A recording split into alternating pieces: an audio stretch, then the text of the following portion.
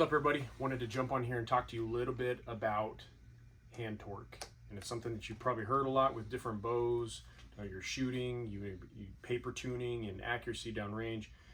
Grip is one of the most important things that we've seen through anybody that we work with that affects their accuracy. And grip can be affected by changing the angle of your wrist, the hand forward pressure, more palm pressure, stuff like that. So when we work with somebody paper tuning a bow or on their accuracy and form, one of the first things we look at is if they're torquing this bow. And what torque means is in relationship to an arrow coming off straight on the string. If you're turning the bow this way or this way as you release. And one of the key things we look at is we're going to stand behind you and we're going to look at the relationship of the string to the cam coming off, the string coming off the cam, because if you go full draw like this and you turn the cam, the string is still going to come off straight and in a line towards you, but the cam can be turned sideways depending on the angle of your grip. And if your bow isn't tuned to your specific grip, then you're going to have inaccurate arrow flight. You're going to have a really bad paper tear. So I wanted to show you right here on this machine, we have a bow at full draw with an arrow, and I'm going to demonstrate what that looks like. So right now, the way this handle is holding the bow on is torquing the grip a little bit just at static, right? So if you notice up here, the relationship of the cam to the string, the cam is tilted this way a little bit and the string is coming off straight.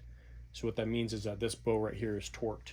And you can see that the arrow is a little bit offset right there. So, but if I take my hand on the bow and I can manipulate it, and if you watch right here and also watch right here, you can see what happens. So if a straight grip would be something like that right there, and you see what that little angle did. And so watch right here, I can torque, and that's just a tiny little bit, right? If you come closer and watch what happens to the arrow if I turn the bow, look at that. So I'm just turning, and so if I'm going to do ever so slightly, just turn like that, left and right misses right there. So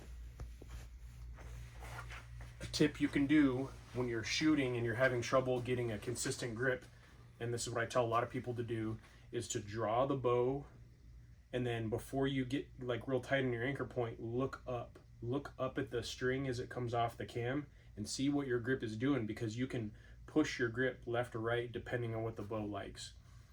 There's a couple things you can do.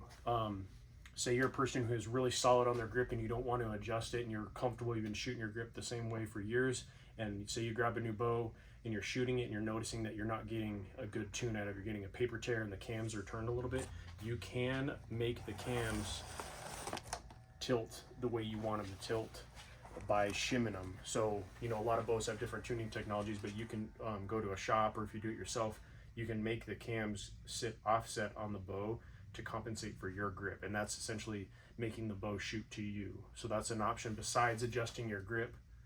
You can make the bow shoot to whatever grip you have. Just at the end of the day, you want to be consistent. So if you're shooting a new bow and you're having trouble with the grip, take it to a shop and have them tune it for you. On some of these new bows, some of the new Matthews and Bowtechs and stuff, you can tune them super easy. PSE, you can tune them super easy. Hoyt's not bad. All you do is just take out the shims and change where the cam sits. But just wanted to highlight how important that is, because a tiny little movement like this. So if I just move just a little bit like that downrange, so just the slightest shift right there versus right there can give you inches missed at 60 yards, 40 yards, like that, just something tiny. So what it boils down to is consistency and repeatability. So just wanted to show you guys that. I hope you enjoyed it. If you got questions, comments, drop them down below. Tell a friend. Thank you.